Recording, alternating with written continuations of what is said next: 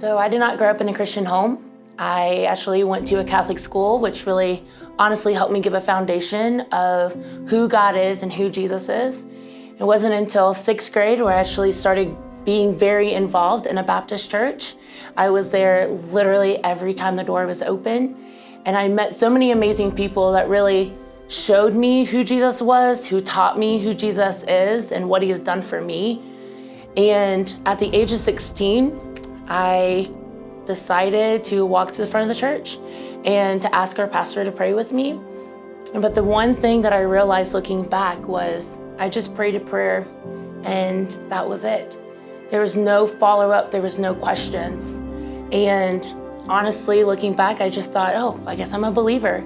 So it wasn't until later on that fall, one of our student pastors gave us a piece of paper, and one of those questions, it said, what is the gospel?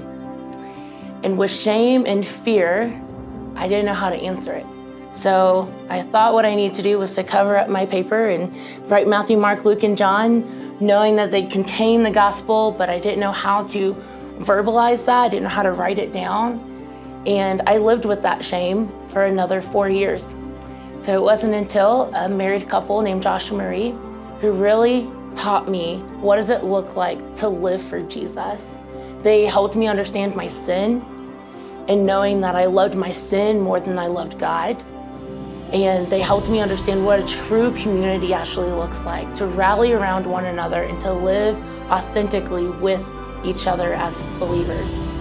And so it was through a married couple that the Lord really helped me understand that everything that I've learned in youth group, it was important. And it went from my head to my heart. And that is honestly how I knew and understood more about who Jesus is and how he is the one that can transform my life.